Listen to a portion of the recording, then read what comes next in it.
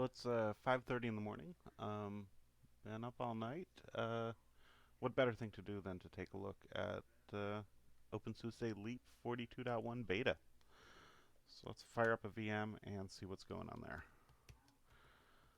And yeah, I have no idea the correct way to pronounce SUSE, John Philip SUSE, whatever. But we will take a quick look here at this kind of beta. I think the full release is coming out in um, beginning of November. So we'll see what this is like.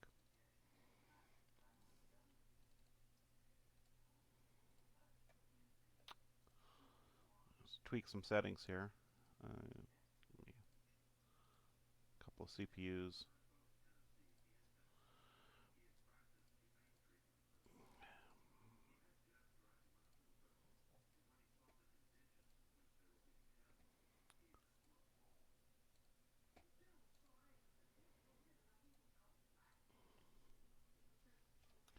See what's going on. Nice welcome screen.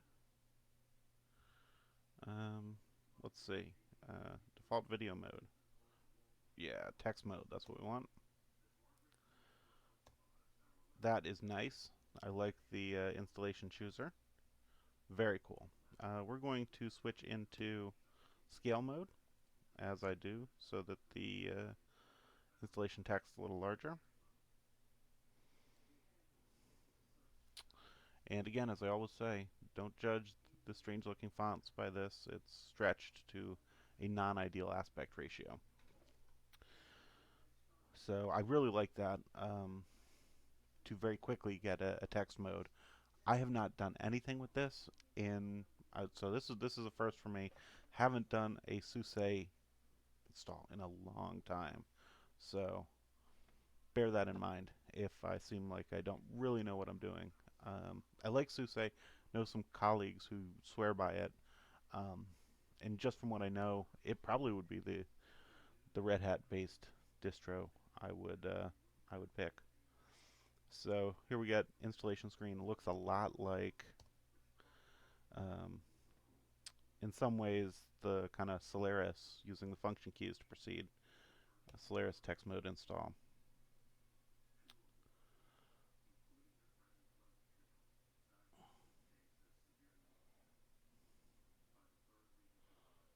Okay, don't need to do any of that. Okay, 2 gigs of swap. Yeah. Okay, the auto partition looks okay, I guess. Let's see here. Oh, uh, ButterFS on the root. Don't really like that. So let's see how easy it is um, to change this. So I guess that's an Alt D, Alt F. We'll go extended 4.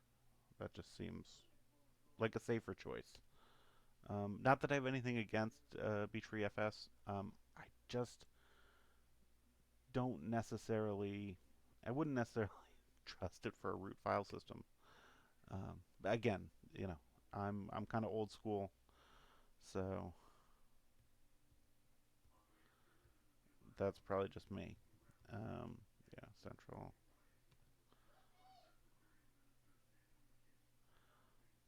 Okay, we'll do KDE desktop. What can we do for other? Oh no, we want XFCE desktop.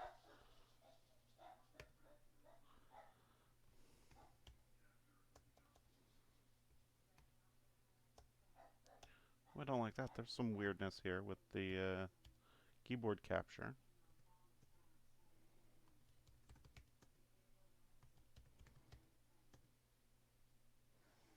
Okay, let me use that password.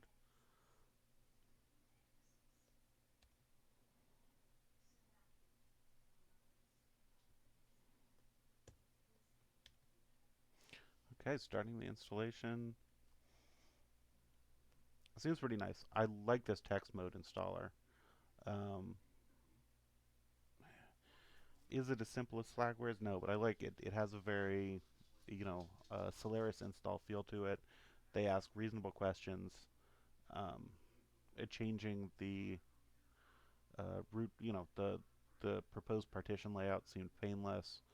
Um, Still probably just easier to do, CF disk and create the partitions yourself. But and there's probably some nifty way to do that. But not being a SUSE expert, um, that probably hidden somewhere. But I like that you can get to a text mode install very quickly and easily. It says right on there, right on the boot screen. Whereas something on the Red Hat family, if you don't quite know what you're doing, you have to look it up. You can still do a text mode install in like Scientific Linux. You just have to look it up. Whereas this, painless. Um, Seems to be running the install pretty well. Looks like it has, what, I guess about a 2 gig install image. Not too bad. Uh, so my one criticism so far, well, two criticisms is one, the navigation here, um, using the function keys and the alt keys, a little hokey. Slackware's text installer, for instance, navigated with arrow keys. You can still use the hotkey sort of, key combinations, alt and whatever, but that a little more user friendly. But again, not a big deal. How many times do you actually install something? Let's hope you're not doing it too many times. Uh, the interesting note is SUSE has actually started out as Slackware based. Way back when, there were no distributions. First distribution was SLS, which I remember it was on like 38 floppy disks. I remember FTPing them all and burning, raw writing floppy disk images, 5.25-inch floppies. You had a huge thing, but that was the first kind of complete distro. You had things before that like MCC. It was kind of like really, really basic. This was out of Manchester. Really, really basic, kind of two floppy thing to just get you up and running enough to get a few tools and build the rest yourself. SLS, soft landing system, was kind of the first big complete distro that had X and Emacs and everything. Slackware was really just a fix of that. You know, they just Patrick just fixed the flaws in SLS and made it rock solid and wonderful, and it hasn't changed much. The software has gotten newer, but it hasn't really changed all that much since then. The installer feels very similar. Obviously it's kept up with the times, but it hasn't done a lot. But yeah, so SUSE was then based initially on Slackware. Obviously, as you see here, it's now RPM based. So they obviously have that Red Hat influence. And SUSE Enterprise,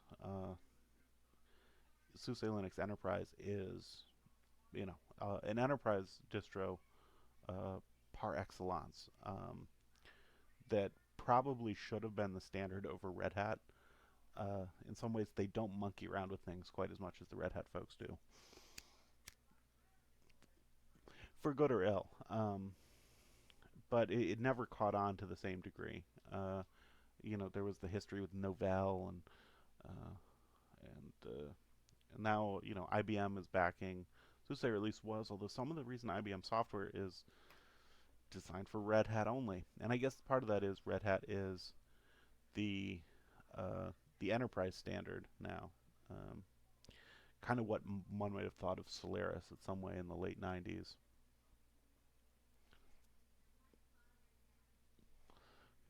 We'll see. Hopefully, this is coming along okay. Um, yeah, looks like it's just doing some post installation scripts.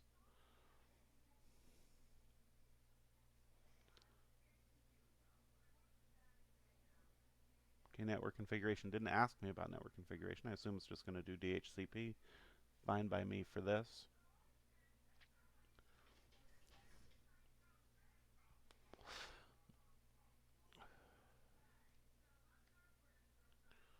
Bootloader, I'm sure it's going to use Grub. Um, Lilo is still viable. Um, I use it. Grub, I guess, has some advantages, but for just a desktop or VM boot, it may be a little overblown. Um, EFI, despite my criticisms of it, I don't know, in a previous thing, I took a look at emulating an old Spark station and it reminded me how much nicer Open Boot was than than EFI. Let's get out of scale mode so we can pop this disk out here.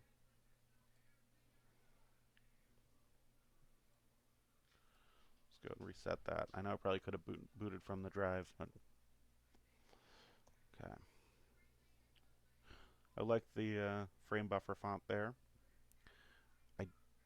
Okay, we get some text output. I don't like these boot screens.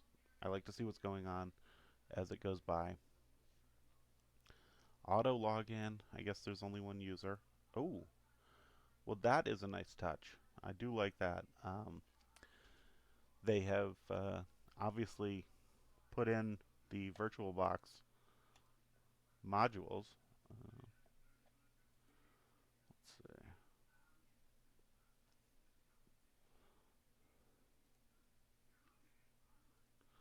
Go up the font a little bit here. To say 24 point. Maybe a little too big. We'll live with it.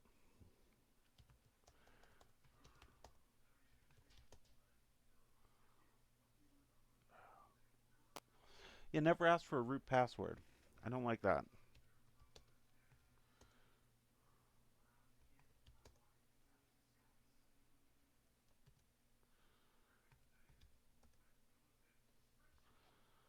So that was not entirely evident. Let me get that back.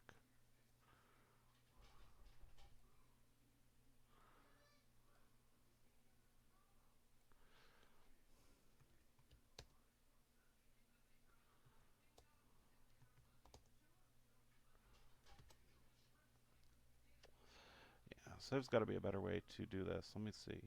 System.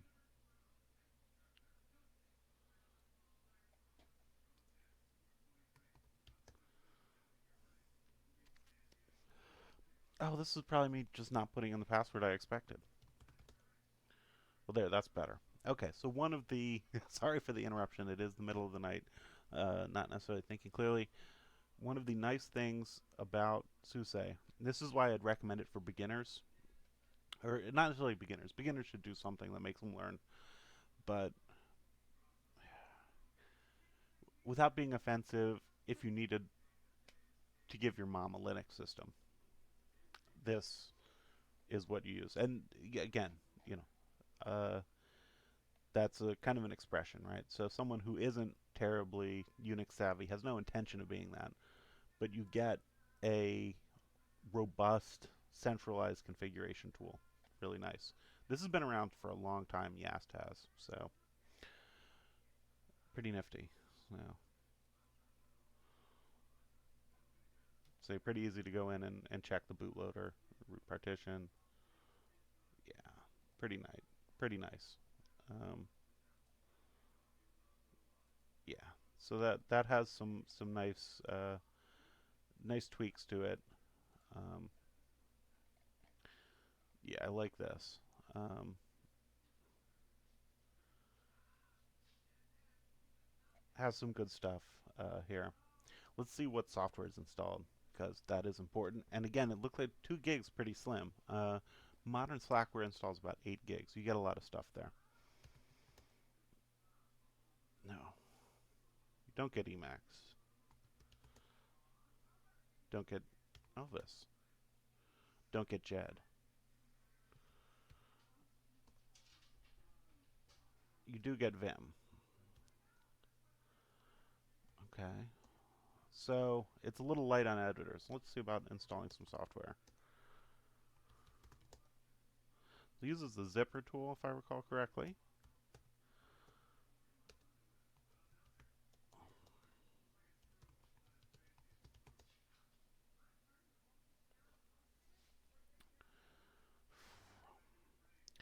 So far, I like great text mode installer, um, great administration tools if you don't feel like actually doing it the right way. Or I should say, if you want a graphical tool. No Elvis. Oh, sorry for the delay. Had to get a dog inside, and crank the AC on. Now that fall is getting here, got to put the AC much colder in the middle of the night. So, where was I? Trying to install an alternate editor. Nothing against Vim. I like VI clones, especially Elvis. Now, I'm sure there's some third party repository or some alternate repository where they put the useful software, but it's not in the main repository, which is a little annoying. They better have Emacs.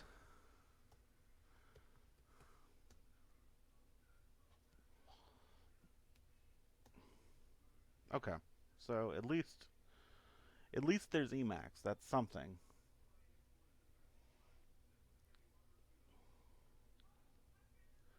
There is something. Um, so handy package install.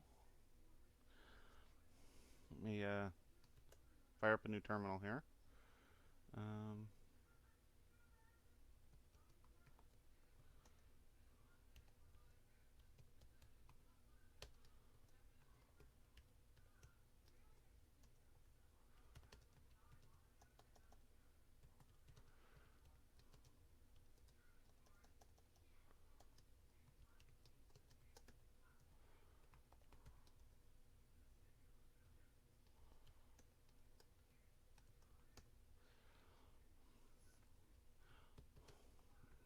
test the compiler.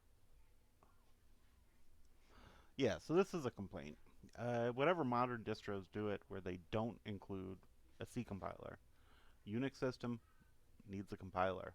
I understand that you don't want to put Fortran in there, or some oddball thing, Ada, whatever. But include a C compiler. It doesn't take up that much room. Let's see if we can. Yeah, 40 megs. 40 megs to get the basic development stuff in there. That's not a huge burden on the system. I know I've had this debate with some sysadmins is they don't want a C compiler on a production systems. Think it somehow can be exploited. Uh, Maybe the debugger can be exploited, but I don't know. So okay, GCC 4.8. Look at the and we're a kernel version 4. That's probably something important to check.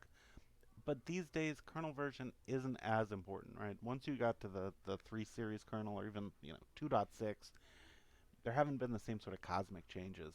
So I think this 4.1 is in kind of like long-term support.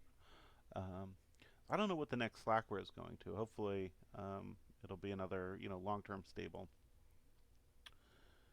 thing. So while we're looking at the package repository,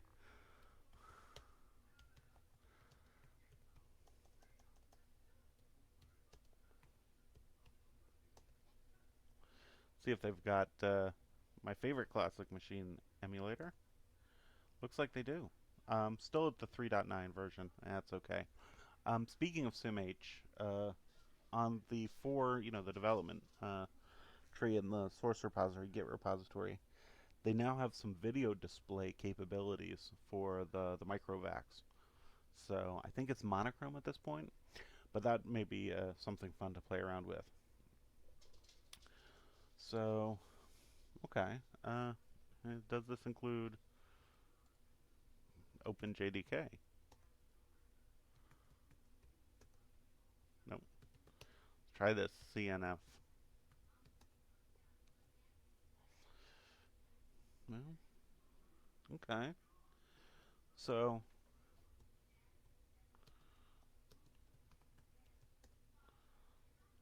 okay, so you get OpenJDK runtime. Let's see, are there any other shells?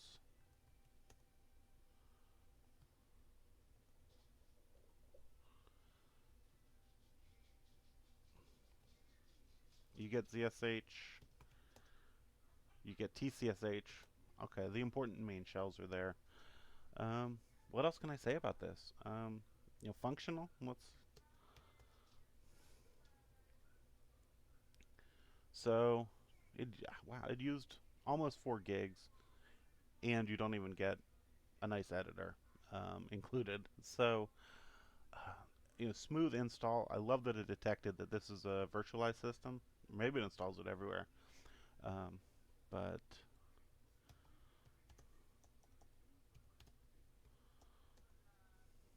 let's see. Yep. So got the VirtualBox video drivers. That is just a nice touch if you're setting up a virtualized system. I don't know whether it'll do that across all virtualization platforms. I assume probably QEMU, maybe not some of the proprietary ones. So very nice. Again, I would say include some more useful software in the stock install. Give out a C compiler. It was 40 megs.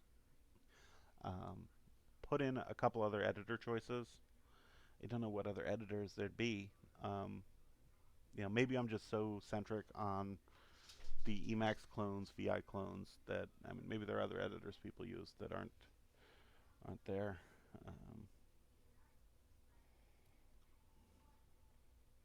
And you get LibreOffice, some multimedia stuff, Thunderbird and Firefox. I'm not starting Firefox.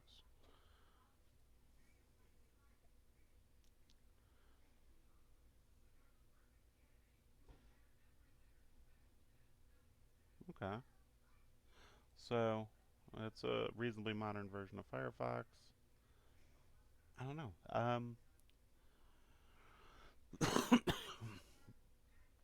No real big complaints here. Uh,